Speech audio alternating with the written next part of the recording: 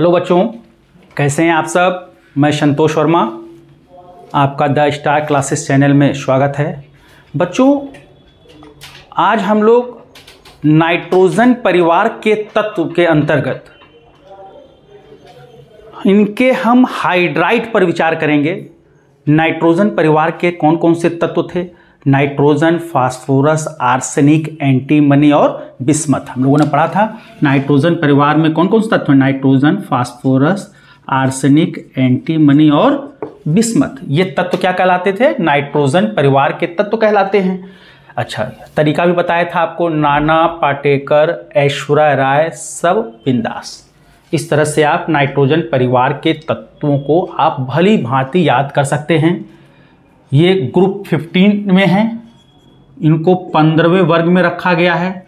Nitrogen सबसे top पर, इसलिए नाइट्रोजन के परिवार के तत्व कहलाते हैं। इनके वैलेंस शेल में, इनके बाहरी कक्षा में कितने इलेक्ट्रॉन होते हैं? 5 इलेक्ट्रॉन होते हैं। हम इन तत्वों के हाइड्राइड की बात करते हैं। जब ये नाइट्रोजन परिवार के तत्व हाइड्रोजन से रिएक्ट करेंगे तो ये क्या बनाएंगे? हाइड्राइड बनाएंगे। निश्चित तौर पर बोर्ड की परीक्षा में या कॉम्पिटिटिव एग्जाम में इन हाइड्राइड्स पर जरूर क्वेश्चन पूछे जाते हैं। तो नाइट्रोजन परिवार के जो तत्व हैं, मान लो ये M, इनको हमने सामूहिक रूप से हमने M से रिप्रेजेंट किया। M का मतलब नाइट्रोजन परिवार के तत्व। अगर ये हाइड्रोजन से क्रिया करेगा, नाइट्रोजन परिवार का कोई भी तत्व हाइड्रोजन से क्रिया करेगा तो हाइड्राइड बनेगा। और नाइट्रोजन परिवार के तत्वों के हाइड्राइड का जो सामान्य सूत्र होता है वो है MH3। मतलब नाइट्रोजन परिवार के तत्व MH3 प्रकार के हाइड्राइड बनाते हैं। मतलब इनके हाइड्राइड का जो सामान्य सूत्र है वो क्या है? MH3। M क्या है? नाइट्रोजन परिवार के तत्व। बैलेंस करना हो तो यहाँ पे आप 2 कर लीजिए, यहाँ पे 2 कर लीजिए, 2 3 जा 6 3। तो नाइट्रोजन परिवार के जो तत्व हैं उनके हाइड्राइड का जो जनरल फार्मूला है वो है MH3। अब बताइए, नाइट्रोजन परिवार के तत्वों के हाइड्राइड के फार्मूले अलग अलग बनाइए। M की जगह N रखो बेटा, तो क्या बन जाएगा? NH3। तो नाइट्रोजन का हाइड्राइड क्या होता है? NH3। M की जगह बेटा P रखो, तो फास्फोरस का हाइड्राइड का फार्मूला बोलो, PH3। M की जगह बेटा AS रखो तो फार्मूला क्या आएगा? ASH3। क्लियर? SB रखोगे तो SBH3 और BI रखोगे तो BIS3। इस तरह से नाइट्रोजन परिवार के तत्वों के हाइड्राइड हमने लिख लिए। नाइट्रोजन का जो हाइड्राइड होता है जिसका सूत्र NH3 है, इसको हम लोग अमोनिया कहते हैं। PH3 को बेटा फॉस्फीन कहते हैं। ASH3 को आर्सिन कहते हैं। SBH3 को स्टिबिन कहते हैं। BIS3 को बिस्मुथीन कहते हैं। इस तरह से इन हाइड्राइडों के नाम हो गए क्या? अमोनिया, फॉस्फीन, आर्सिन, स्टिबिन और बिस्मुथीन। हम इन हाइड्राइड की प्रॉपर्टी को पढ़ेंगे, इनके गुण को पढ़ेंगे, जो परीक्षा में 100% पूछे जाते हैं। अगर हम आपसे बात करें, पहला बॉन्ड लेंथ, बंध लंबाई, बॉन्ड लेंथ। आपसे हमने क्वेश्चन पूछा, ये हाइड्राइड आपको दिए हुए हैं, इनको बंध लंबाई के घटते हुए क्रम में लिखो या बढ़ते हुए क्रम में लिखो। किसकी बंध लंबाई ज्यादा होगी और किस हाइड्राइड की बंध लंबाई कम होगी? देखो भाई, बंध लंबाई का मतलब क्या हुआ? जो हमारा नाइट्रोजन परिवार का तत्व है और जो हाइड्रोजन के बीच में, जैसे हमने कहा MH3, जनरल फार्मूला क्या था? MH3।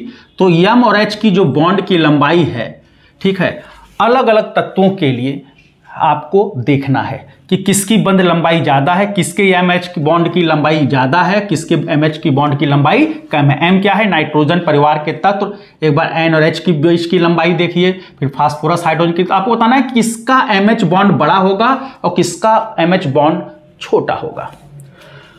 तो देखो भाई, नाइट्रोजन परिवार के तत्वों में सबसे छोटा आकार अगर हम बात करें तो नाइट्रोजन का आकार क्या होगा? सबसे छोटा होगा। मतलब वर्ग में ऊपर से नीचे आने पर परमाणु त्रिज्या क्या होती है? बढ़ती है। तो सबसे टॉप पर नाइट्रोजन है, फिर फास्फोरस है, फिर आर्सेनिक है, फिर बोलो भाई, नाइट्रोजन, फास्फोरस, आर्सेनिक, एंटीमनी और बिस्मथ। तो सबसे छोटा आकार नाइट्रोजन का होगा। तो नाइट्रोजन और हाइड्रोजन से जो बॉन्ड बनेगा उसकी लंबाई क्या होगी? सबसे कम होगी।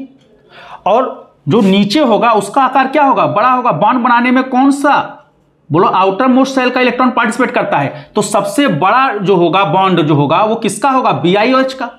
मतलब अमोनिया से बिस्मुथीन तक जाएंगे तो बॉन्ड लेंथ, बंध की लंबाई बढ़ती जाएगी। तो सबसे छोटा बॉन्ड होगा NH का, फिर P का आकार बड़ा हो जाएगा तो बॉन्ड की लेंथ बढ़ जाएगी, PH, फिर ASH, फिर SBH, फिर BiH। क्योंकि साइज बढ़ने से न्यूक्लियस क्या करता है?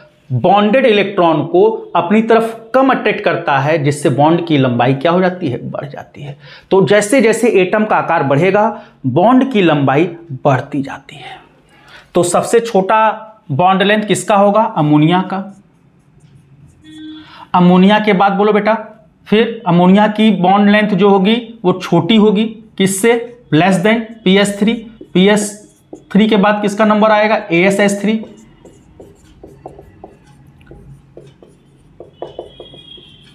मतलब ये आपने बढ़ते हुए क्रम में बंध लंबाई का बढ़ता हुआ क्रम हो जाएगा। This is increasing order of bond length, बंध लंबाई का बढ़ता क्रम। क्लियर होगी बात? तो सबसे छोटी बॉन्ड लेंथ अमोनिया में होगी और बड़ी बॉन्ड लेंथ किसमें होगी? BiH3 मतलब बिस्मुथीन में होगी। तो पहली प्रॉपर्टी हमने पढ़ी इन हाइड्राइड्स के लिए, बंध लंबाई। तो सबसे छोटी बंध लंबाई अमोनिया की और सबसे बड़ी बिस्मुथीन की। मतलब अमोनिया से बिस्मुथीन तक जाने पर बॉन्ड लेंथ क्या करती है? इंक्रीज करती है, बढ़ती है। अब नेक्स्ट प्रॉपर्टी देखते हैं, दूसरी प्रॉपर्टी देखें इन हाइड्राइड्स की। क्या? सेकेंड,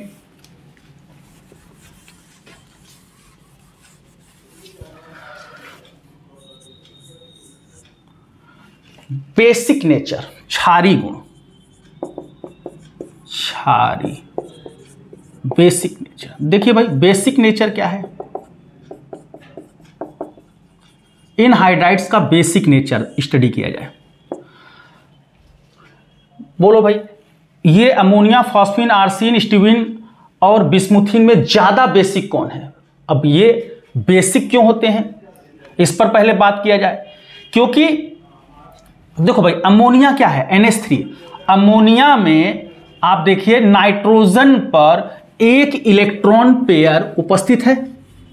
देखो भाई, अमोनिया में नाइट्रोजन पर एक इलेक्ट्रॉन पेयर उपस्थित है। इसका आप स्ट्रक्चर ड्रॉ करिए, एक N, 3 बॉन्ड H करके बना दिए। नाइट्रोजन पर एक इलेक्ट्रॉन पेयर बचा कि नहीं? नाइट्रोजन के बाहरी कक्षा में 5 इलेक्ट्रॉन होते हैं, 3 इलेक्ट्रॉन तो बेटा हाइड्रोजन से जुड़ गए, बॉन्ड बना लिया, तो एक इलेक्ट्रॉन पेयर बचा कि नहीं बचा?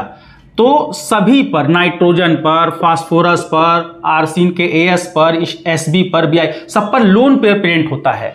और ये लोन पेयर ये आवश्यकता पड़ने पर क्या कर सकता है? त्याग सकता है। तो जो स्पीसी इलेक्ट्रॉन पेयर डोनर होती है वो किसकी तरह एक्ट करती है? बेस की तरह एक्ट करती है, जिसको लुईस बेस कहते थे। ये इलेक्ट्रॉन युग्म दाता होते हैं।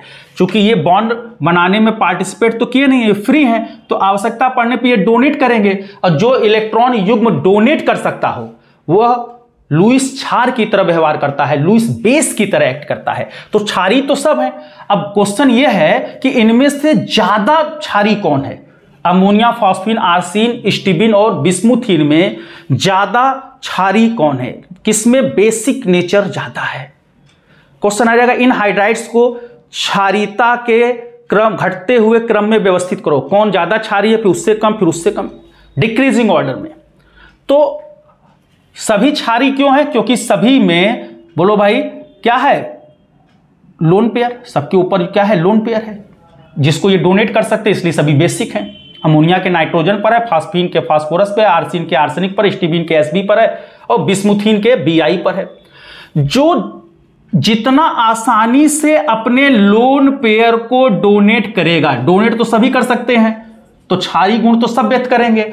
अब ज्यादा क्षारीय की अगर बात देखना है तो जो जितना आसानी से जो अणु अपना इलेक्ट्रॉन पेयर जितना इजीली डोनेट कर दे, उसका बेसिक नेचर उतना ही ज्यादा होगा, उसका क्षारीय गुण उतना ही क्या होगा? अधिक होगा। अब कौन अपने इलेक्ट्रॉन युग्म को आसानी से डोनेट कर सकता है? ये देखो भाई, अब ये अमोनिया लिखा, अब ये लिखा, चलो PS3 लिख दिया मैंने। इसके पास भी इलेक्ट्रॉन युग्म है, इसके पास भी क्या है? इलेक्ट्रॉन युग्म है। अब बताओ, नाइट्रोजन मोर इलेक्ट्रोनेगेटिव है हाइड्रोजन की तुलना में, तो नाइट्रोजन पर पार्शियली नेगेटिव चार्ज आएगा। फास्फोरस हाइड्रोजन है, फास्फोरस मोर इलेक्ट्रोनेगेटिव, तो फास्फोरस के भी पार्शियली नेगेटिव चार्ज होगा। अब कंपेयर अगर करो तो नाइट्रोजन और फास्फोरस में नाइट्रोजन की इलेक्ट्रोनेगेटिविटी, नाइट्रोजन की विद्युत ऋणात्मकता ज्यादा होती है। ऊपर से नीचे आने पर किसी भी वर्ग में, ऊपर से जब नीचे आते हैं डाउन द ग्रुप, विद्युत ऋणात्मकता, परमाणु त्रिज्या बढ़ेगी तो विद्युत ऋणात्मकता क्या होगी? बोलो भाई, ऊपर से नीचे आने पर विद्युत ऋणात्मकता घटती है, परमाणु त्रिज्या बढ़ेगी तो विद्युत ऋणात्मकता घटेगी। इसका मतलब सबसे ऊपर जो होगा उसकी विद्युत ऋणात्मकता सबसे ज्यादा होगी। तो नाइट्रोजन परिवार के तत्व में सबसे ज्यादा विद्युत ऋणात्मकता किसकी? नाइट्रोजन की, फिर उससे कम फास्फोरस की, फिर उसके नीचे आर्सेनिक, फिर एंटीमनी, फिर बिस्मथ। तो नाइट्रोजन की अगर विद्युत ऋणात्मकता ज्यादा है तो नाइट्रोजन बॉन्डेड इलेक्ट्रॉन को, इन इलेक्ट्रॉन को अपनी तरफ ज्यादा खींचेगा। नाइट्रोजन की विद्युत ऋणात्मकता अधिक है तो नाइट्रोजन इलेक्ट्रॉन को अपनी तरफ क्या करेगा? ज्यादा खींचेगा। जब इलेक्ट्रॉन पर ज्यादा खींचेगा तो इस नाइट्रोजन पर डेल्टा नेगेटिव ज्यादा होगा as compare to phosphorus. Phosphorus की इलेक्ट्रोनिटी कम है तो फास्फोरस बॉन्डेड इलेक्ट्रॉन को, जो ये बॉन्डेड इलेक्ट्रॉन है, इसको कम अपनी तरफ अट्रैक्ट कर पाएगा। किसकी तुलना में? नाइट्रोजन की तुलना पे। तो नाइट्रोजन पर डेल्टा नेगेटिव ज्यादा होगा और फास्फोरस पर डेल्टा नेगेटिव क्या होगा? कम होगा। अब ये जो लोन पेयर है, ये जो लोन पेयर है और इस पर जो इलेक्ट्रोनेगेटिविटी के कारण जो डेल्टा नेगेटिव चार्ज आया, इसमें क्या होगा? रिपल्सन होगा, प्रतिकर्षण होगा। तो ज्यादा प्रतिकर्षण, ज्यादा नेगेटिव इसमें है, ये ज्यादा अपने इलेक्ट्रॉन पेयर को रिपेल करेगा। जब इलेक्ट्रॉन पेयर को रिपेल करेगा तो ये इसके कंपैरिजन में, फास्फोरस के कंपैरिजन में नाइट्रोजन अपना इलेक्ट्रॉन युग्म आसानी से डोनेट करेगा। और जब आसानी से डोनेट करेगा तो इसका क्षारीय गुण क्या होगा? ज्यादा होगा। तो अमोनिया जो होता है सबसे ज्यादा क्षारीय होता है। मतलब अगर हम इन हाइड्राइड की बात करें तो ऊपर से जब हम नीचे आएंगे नाइट्रोजन परिवार के तत्वों में, तो जो इनके हाइड्राइड्स हैं, इनका क्षारीय गुण घटता जाता है। क्षारीय गुण क्या होता है? घटता जाता है। तो सबसे ज्यादा क्षारीय गुण किसका होगा? अमोनिया का। अमोनिया ज्यादा क्षारीय है किससे? फॉस्फीन से। फॉस्फीन ज्यादा है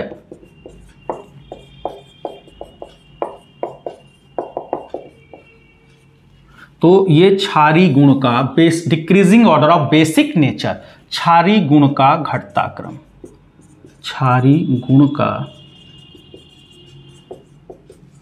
घटता क्रम। नोट कर लीजिए।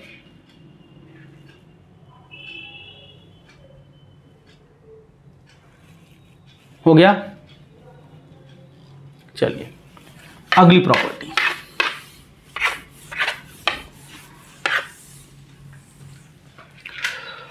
अब इसके बाद, क्षारीय गुण के बाद हम बात करते हैं बहुत इंपॉर्टेंट बॉन्ड एंगल, बंध कोण। बंध कोण को बोलते हैं बॉन्ड एंगल। बॉन्ड एंगल क्या होता है? देखो भाई, बॉन्ड एंगल का मतलब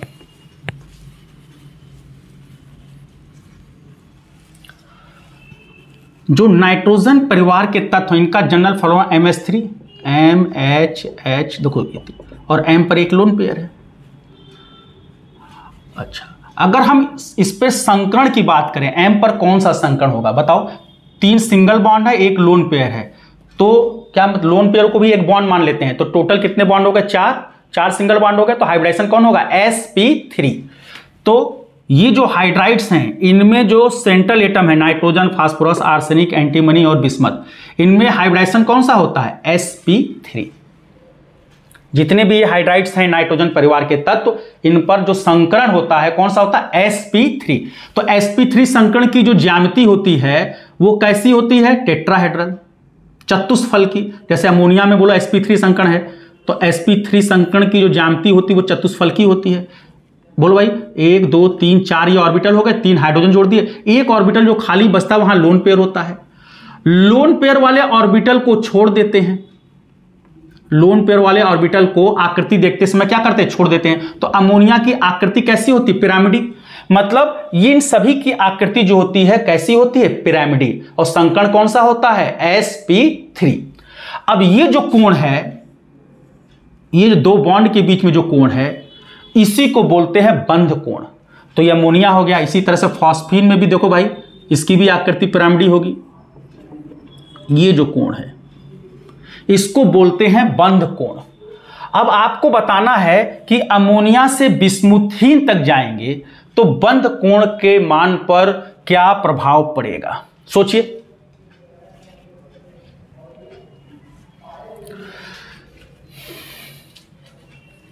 सोचिए जल्दी से।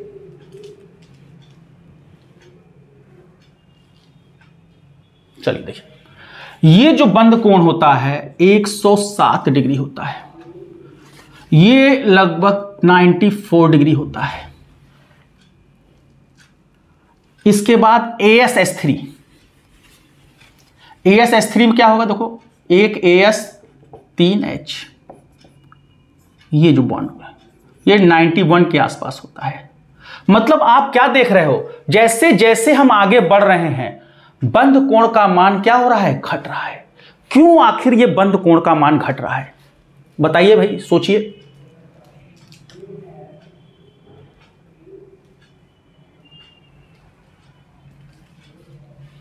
(91.8 डिग्री से। इसके बाद आर्सेनिक के बाद स्टीबिन की अगर बात करेंगे, ये 91.3, और बिस्मुथीन की अगर हम बात करें तो लगभग 90 डिग्री। तो आगे जैसे जैसे बढ़ रहे हैं बंध कोण का मान घटता जा रहा है। सब पर एक लोन पेयर होगा। 107 डिग्री, फिर फॉस्फीन का देखो बेटा 94 डिग्री, फिर 91.8, 91.3, और BiH3 में ये जो बॉन्ड बनेगा, इसका जो बॉन्ड एंगल है, बंध कोण है, वो 90 डिग्री है। मतलब इन हाइड्राइड्स का जो बॉन्ड एंगल है अमोनिया टू बिस्मुथीन क्या कर रहा है? घट रहा है, डिक्रीज कर रहा है। तो रीजन क्या है? सबसे ज्यादा बंध कोण का मान किसका होता है? अमोनिया का। अब इसको ध्यान से समझो बेटा, बहुत बहुत ध्यान समझो। अमोनिया का बंध कोण का मान फॉस्फीन PH3 से क्यों ज्यादा है? देखो, हाइड्रोजन नाइट्रोजन के बीच में जो कोवेलेंट बॉन्ड है वो कैसा होगा? चूंकि दो डिफरेंट एटम है तो एक पर डेल्टा नेगेटिव चार्ज होगा, एक पर डेल्टा पॉजिटिव होगा। एन पर डेल्टा नेगेटिव होने के कारण ये जो लोन पेयर है, ये लोन पेयर कहां जाएगा? ऊपर की तरफ। ये रिपेल करेगा, नाइट्रोजन इस लोन पेयर को क्या करेगा? रिपेल करेगा, प्रतिकर्षित करेगा। क्यों? क्योंकि नाइट्रोजन पर डेल्टा नेगेटिव चार्ज है। ये फास्फोरस और हाइड्रोजन में भी फास्फोरस की इलेक्ट्रोनिटी हाइड्रोजन ज्यादा होती है, इस पर डेल्टा पॉजिटिव होगा, फास्फोरस पर डेल्टा नेगेटिव। डेल्टा नेगेटिव होने के कारण ये भी अपने लोन पेयर को क्या करेगा? रिपेल करेगा। अब बताओ, ये ज्यादा रिपेल करेगा कि ये ज्यादा रिपेल करेगा? नाइट्रोजन अपने इलेक्ट्रॉन पेयर को ज्यादा रिपेल करेगा कि फास्फोरस अपने इलेक्ट्रॉन पेयर को ज्यादा रिपेल करेगा? नाइट्रोजन की इलेक्ट्रोनेगेटिविटी फास्फोरस से क्या होती है? ज्यादा होती है।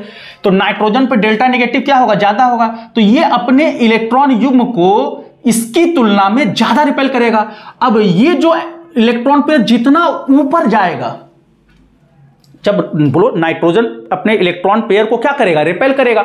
रिपेल करेगा तो इलेक्ट्रॉन पेयर कहां जाएगा? ऊपर। तो जितना ये ऊपर जाएगा बॉन्ड उतना ही खुलेगा।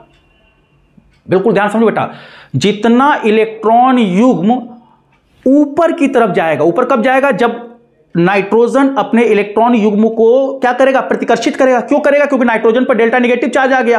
तो जितना ज्यादा रिपेल करेगा उतना ही इलेक्ट्रॉन पेयर ऊपर की तरफ जाएगा, और जितना ऊपर की तरफ जाएगा उतना ही एंगल खुलेगा, उतना ही एंगल क्या होगा? ज्यादा होगा। आपको कोई ऐसे मोड़ के रखा हुआ है, दबाया हुआ है, सब प्रेस किया हुआ है, ठीक, अगर उस पर से बोझा को धीरे धीरे हटा लें तो आप ऐसे धीरे धीरे होंगे, एंगल क्या होगा, बढ़ेगा। मतलब नाइट्रोजन का लोन पेयर जो होगा वो इस डेल्टा निगेटिव के कारण ऊपर की तरफ जाएगा, तो ये बॉन्ड एंगल ज्यादा होगा। फास्फोरस में देखो भाई डेल्टा निगेटिव चार्ज कम है, फास्फोरस की विद्युत ऋणात्मकता नाइट्रोजन की तुलना में कम होती है, तो ये कम इलेक्ट्रॉन अपनी तरफ अटैक कर पाता है, इसलिए इसके फास्फोरस के ऊपर डेल्टा निगेटिव कम आता है, तो अपने इलेक्ट्रॉन पेयर को कम ऊपर की तरफ फेंक पाता है। क्लियर, इसलिए इलेक्ट्रॉन पेयर ऊपर से सप्रेस करते हैं, दबाते हैं, तो एंगल कोई दबाएगा तो एंगल क्या होगा, घटेगा। इसलिए यहां पर जो बॉन्ड एंगल जो होता है, इसका बॉन्ड एंगल ज्यादा होता है, इसका कम होता है। इसी तरह से आगे जैसे जैसे बढ़ेंगे इलेक्ट्रोनेगेटिविटी कम होती जाती है। जब एटम की इलेक्ट्रोनेगेटिविटी कम हो जाएगी तो अपने इलेक्ट्रॉन पेयर को ऊपर नहीं पुश कर पाएगा, नहीं कर पाएगा तो ऊपर से वो इलेक्ट्रॉन पेयर उसको दबाएगा, सप्रेस करेगा, जिससे एंगल घटता जाएगा। एंगल क्या होता जाएगा, घटता जाएगा। तो सबसे ज्यादा जो बॉन्ड एंगल बनता है वो किसका होता है, अमोनिया का, फिर बेटा फॉस्फीन, फिर आर्सीन, फिर स्टीबिन और फिर बिस्मुथिन। तो ये जो ऑर्डर है बेटा बंध कोण का घटता क्रम, decreasing order of bond angle, बंध कोण का घटता क्रम। नोट कर लें, भली बात इसको देख लें, स्क्रीनशॉट चाहे तो ले लें, फिर इसको मिटाया जाए, फिर अगला किया जाए।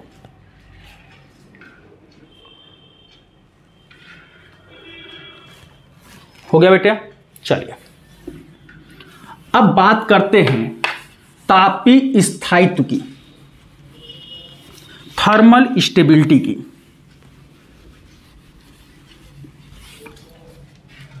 थर्मल स्टेबिलिटी, तापीय स्थायित्व, थर्मल स्टेबिलिटी। किसकी थर्मल स्टेबिलिटी ज्यादा है, कौन टेम्परेचर के रिस्पेक्ट में ज्यादा स्टेबल है, किसका बॉन्ड ज्यादा स्ट्रांग होगा। अब बताओ भाई, nitrogen, phosphorus, arsenic, antimony, bismuth, bismuth और हाइड्रोजन के बीच में जो बॉन्ड बनेगा उसकी लंबाई ज्यादा होगी, बॉन्ड लंबाई ज्यादा होगी, बिस्मथ का आकार बड़ा है, तो इसके जो बॉन्ड के इलेक्ट्रॉन हैं वो बिस्मथ के न्यूक्लियस से कम अट्रैक्ट होंगे। बोलो भाई, बिस्मथ का जो साइज है वो क्या है, बड़ा है, और ये जो हाइड्रोजन के साथ जो बॉन्ड बनाएगा ये बोलो बिस्मथ है, ये बिस्मथ का न्यूक्लियस है और ये हाइड्रोजन का इलेक्ट्रॉन है, तो ये जो बॉन्ड बनाएगा Bi और H के बीच में जो बॉन्डेड इलेक्ट्रॉन है, ये इलेक्ट्रॉन Bi का है, ये इलेक्ट्रॉन H का है, तो बॉन्डेड इलेक्ट्रॉन न्यूक्लियस से जितने ज्यादा अट्रैक्ट होंगे वो बॉन्ड उतना मजबूत होगा। और Bi का आकार क्या है, बड़ा है, तो Bi का जो बाहरी कक्षा का इलेक्ट्रॉन और हाइड्रोजन के बीच में जो बॉन्ड बना है वो बॉन्ड Bi के न्यूक्लियस से क्या होगा, नाभिक से क्या होगा, कम आकर्षित होगा। अब जब आकर्षण बल कमजोर होगा तो वो बॉन्ड क्या होगा, वीक होगा, बॉन्ड क्या होगा, वीक होगा। तो BiS3 में Bi और H का बॉन्ड वीक होगा, और NH3 में जो बॉन्ड बना N और H के बीच में, तो नाइट्रोजन का साइज छोटा होता है, तो नाइट्रोजन हाइड्रोजन का जो बॉन्ड वाला जो इलेक्ट्रॉन है नाइट्रोजन के नाभिक से ज्यादा अट्रैक्ट होगा, ज्यादा आकर्षित होगा। क्लियर, तो इसलिए ये N और H का बॉन्ड जल्दी ब्रेक नहीं करेगा, किसके रिस्पेक्ट में, टेम्परेचर के रिस्पेक्ट में, और BiH का बॉन्ड आसानी से ब्रेक कर जाएगा। तो स्टेबिलिटी, स्थायित्व किसकी ज्यादा है, बोलो भाई, अमोनिया, फॉस्फीन, आर्सिन, स्टीबिन, बिस्मुथिन में किसकी स्टेबिलिटी ज्यादा है, कौन ज्यादा स्टेबल होगा, जिसका बॉन्ड नहीं टूटेगा। और किसका बॉन्ड आसानी से नहीं टूटेगा, अमोनिया में। अमोनिया में नाइट्रोजन हाइड्रोजन का बॉन्ड आसानी से नहीं टूटेगा, क्योंकि नाइट्रोजन का साइज क्या है, छोटा है। साइज छोटा होने से क्या होगा, नाइट्रोजन का इलेक्ट्रॉन, हाइड्रोजन का इलेक्ट्रॉन, जो बॉन्डेड इलेक्ट्रॉन है नाइट्रोजन की तरफ ज्यादा आकर्षित होंगे, नाभिक से ज्यादा आकर्षित होंगे, तो जल्दी वो बॉन्ड ब्रेक नहीं करेगा, अर्थात इस बॉन्ड की स्टेबिलिटी जो होगी, या अमोनिया की जो स्टेबिलिटी होगी सबसे ज्यादा होगी।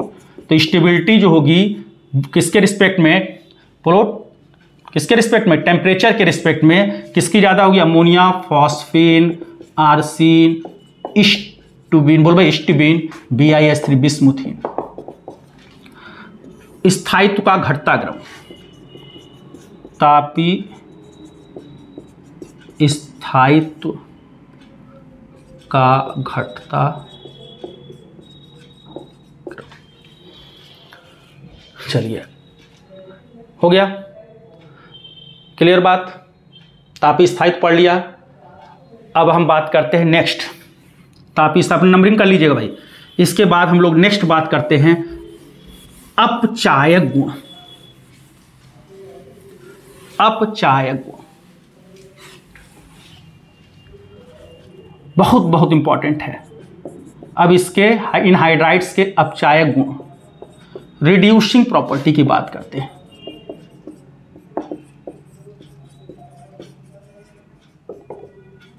रिड्यूसिंग प्रॉपर्टी की बात करते हैं।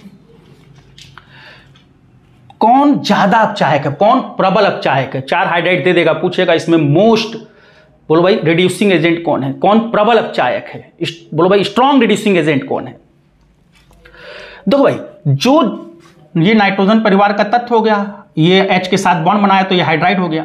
जिसका MH बॉन्ड जितना आसानी से टूटेगा, जो जितना आसानी से अपने हाइड्रोजन को अलग करेगा, उसका अपचायक गुण उतना ही क्या होगा, ज्यादा होगा। अब बताओ भाई, NH PH मान लो लास्ट में लेते हैं, बोलो भाई SBH की चलो बात कर लेते हैं। तो इसका बॉन्डेड जो बोलो बॉन्डेड इलेक्ट्रॉन न्यूक्लियस से ज्यादा अट्रैक्ट होता है, क्योंकि नाइट्रोजन का साइज छोटा है, तो ये इसका बॉन्ड जल्दी ब्रेक नहीं होगा। जितना एटम का आकार बड़ा होगा ये वाले, उतना ही बॉन्ड आसानी से क्या होगा, ब्रेक होगा। और जितना आसानी से बॉन्ड ब्रेक होगा, उतना ही आसानी से हाइड्रोजन उस परमाणु से क्या होगा, अलग होगा, उस तत्व से क्या होगा, अलग होगा। और जो जितना आसानी से अपने हाइड्रोजन को अपने से अलग करेगा, उसका अपचायक गुण उतना ही क्या होगा, ज्यादा होगा। बोलो भाई, तो सबसे आसानी से कौन अपने हाइड्रोजन को अलग करेगा, BiS3। बोलो भाई BiS3, Bi का आकार बड़ा है, Bi का बॉन्ड का Bi का इलेक्ट्रॉन और हाइड्रोजन का इलेक्ट्रॉन Bi के नाभिक से दूर होंगे, बॉन्ड कमजोर होगा, आसानी से टूटेगा, अर्थात BiS3 का जो रिड्यूसिंग नेचर है, अपचायक गुण है, सबसे ज्यादा होगा। तो सबसे कम अपचायक गुण जो होगा वो अमोनिया का होगा, फिर फॉस्फीन, फिर AsH3, SbH3। मतलब आगे बढ़ने पर अपचायक क्षमता बढ़ती जाती है, मतलब अपचायक क्षमता का बढ़ता क्रम। मतलब अपचायक क्षमता की कभी बात करना हो तो जो यौगिक या जो अणु अपने से हाइड्रोजन को जितना आसानी से अलग करेगा, उसकी अपचायक क्षमता उतनी ही क्या होगी, ज्यादा होगी। सबसे कमजोर बॉन्ड BiOH का था, सबसे स्ट्रॉन्ग बॉन्ड N और H का था, तो BiH का बॉन्ड आसानी से टूटेगा, अर्थात Bi से H आसानी से अलग होगा, अर्थात BiS3 में बोलो भाई रिड्यूसिंग प्रॉपर्टी अपचायक क्षमता क्या होगी, सबसे ज्यादा होगी। अमोनिया की अपचायक क्षमता क्या होगी, सबसे कम होगी। नोट कर लीजिए। अब इसके बाद बात करते हैं क्वथनांक की, बॉइलिंग पॉइंट, इन हाइड्राइड के बॉइलिंग पॉइंट की। क्वथनांक नंबरिंग कर लीजिएगा भाई। क्वथनांक मतलब बॉइलिंग पॉइंट की बात कर रहे हैं।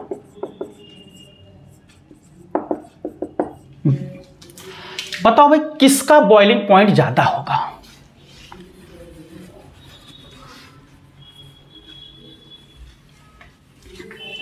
अमोनिया, फॉस्फीन, आर्सीन, स्टिबिन और बिस्मुथीन में किसका क्वथनांक ज्यादा होगा? देखो बेटा, क्वथनांक जो है वो डिपेंड करता है एक तो अणुभार पर, मतलब मॉलिक्यूल का जितना मोलर मास या अणुभार मोलर मास जितना ज्यादा, अणुभार जितना ज्यादा होगा उसका क्वथनांक उतना ज्यादा होगा। तो सबसे ज्यादा तो बोलो भाई क्वथनांक किसका होगा, BiS3 का, क्योंकि इसका जो मोलर मास होगा सबसे ज्यादा होगा।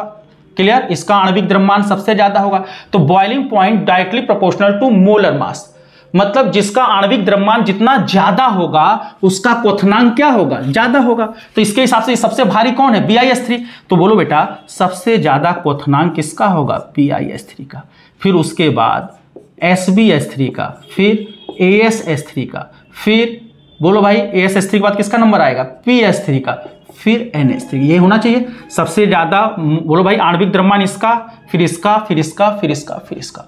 ये क्वथनांक का घटता क्रम ऐसा होना चाहिए था।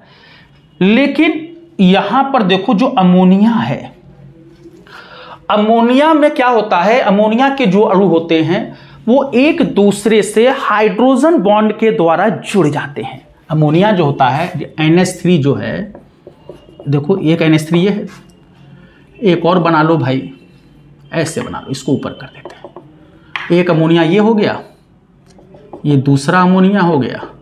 बहुत सारे अमोनिया के जो मॉलिक्यूल्स होंगे, देखो भाई यहां पर H और N के बीच में क्या हो जाता है, हाइड्रोजन बॉन्डिंग।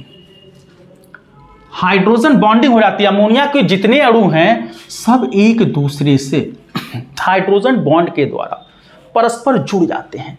और जहां आपने पढ़ा है कि जहां हाइड्रोजन बॉन्डिंग हो जाएगी और कई अणुओं के बीच में बन रहा है, इसलिए इस हाइड्रोजन बॉन्ड को इंटरमॉलिक्यूलर हाइड्रोजन बॉन्ड बोलते हैं। तब जब हाइड्रोजन बॉन्डिंग हो जाएगी तो यहां पर बोलो भाई क्वथनांक क्या हो जाएगा, बढ़ जाएगा। मतलब अमोनिया का क्वथनांक जो होता है इन दोनों से, यहां पर तो आणविक द्रव्यमान बहुत ज्यादा है, तो हाइड्रोजन बॉन्ड जो होता है उसकी तुलना में यहां पर हम किसको देखते हैं, कौन डोमिनेट करता है, आणविक द्रव्यमान। इनमें सबसे ज्यादा द्रव्यमान BiS3 का SbS3, इनके द्रव्यमान में बहुत ज्यादा अंतर नहीं होता इन तीनों में। तो यहां पर आणविक द्रव्यमान से ज्यादा जो है क्या डोमिनेट करता है, हाइड्रोजन बॉन्ड। तो यहां पर इन तीनों में देखोगे यहां हाइड्रोजन बॉन्ड डोमिनेट कर जाता है, किस पर, मोलर मास पर। तो यहां पर मोलर मास से इन तीनों में न लेकर किससे देखेंगे, हाइड्रोजन बॉन्डिंग। तो हाइड्रोजन बॉन्डिंग का अमोनिया का द्रव्यमान, बोलो अमोनिया का द्रव्यमान भले कम है लेकिन हाइड्रोजन बॉन्डिंग के कारण इसका क्वथनांक इन दोनों से क्या होता है, ज्यादा हो जाता है। तो अमोनिया आगे आ जाएगा भाई। अब बचा आर्सिन और फॉस्फिन, इसमें हाइड्रोजन बॉन्डिंग तो होती नहीं है, PS3 के अणुओं के बीच में भी हाइड्रोजन बॉन्डिंग नहीं होती है, ASH3 के बीच अणुओं के बीच में हाइड्रोजन बॉन्डिंग नहीं होती, क्योंकि हाइड्रोजन बॉन्ड H और N में बनता है, H और F में बनता है, मतलब हाइड्रोजन बॉन्ड फोन से बनता है, H और F, H और O, H और N में। तो H और P के बीच में हाइड्रोजन बॉन्ड नहीं बनता, H और AS के बीच में हाइड्रोजन बॉन्ड नहीं बनता, तो इन दोनों में हाइड्रोजन बॉन्ड नहीं बनेगा। तो हाइड्रोजन बॉन्ड नहीं बनेगा तो किससे चेक करेंगे, किसका आणविक द्रव्यमान ज्यादा है। तो इन दोनों में किसका ज्यादा, इसका। तो इसका बॉइलिंग पॉइंट, इसका क्वथनांक इसकी तुलना में ज्यादा होगा। तो अब नंबर आ जाएगा ASH3 का और फिर आ जाएगा PS3 का। This is decreasing order of boiling point. क्वथनांक का कैसा क्रम हो गया बेटा, घटता क्रम, क्वथनांक का घटता क्रम।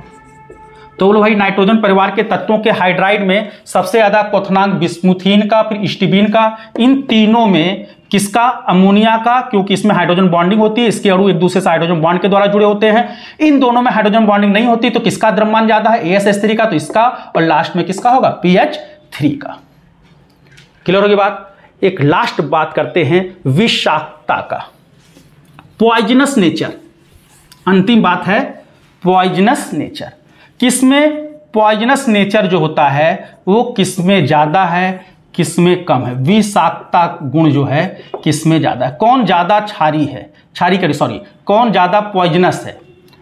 तो पॉइजनस नेचर की बात करेंगे तो सबसे ज्यादा पॉइजनस नेचर कौन से हाइड्राइड का होता है, भाई विषैले तो सभी होते हैं, नाइट्रोजन परिवार के तत्व के जो हाइड्राइड्स होते हैं विषैले तो सभी होते हैं, लेकिन ज्यादा विषैलापन किसमें होता है, ऊपर से नीचे आने पर नाइट्रोजन परिवार के तत्वों के हाइड्राइडों का विषाक्तता का गुण जो होता है वो बढ़ता जाता है। अमोनिया टू कहां, बिस्मुथीन, पॉइजनस नेचर जो होगा वो इंक्रीज करेगा। तो सबसे कम विषाक्तता का गुण अमोनिया का है, फिर उससे ज्यादा फॉस्फीन का, फिर उससे ज्यादा आर्सिन का, फिर स्टिबिन का, और सबसे ज्यादा BiS3 का।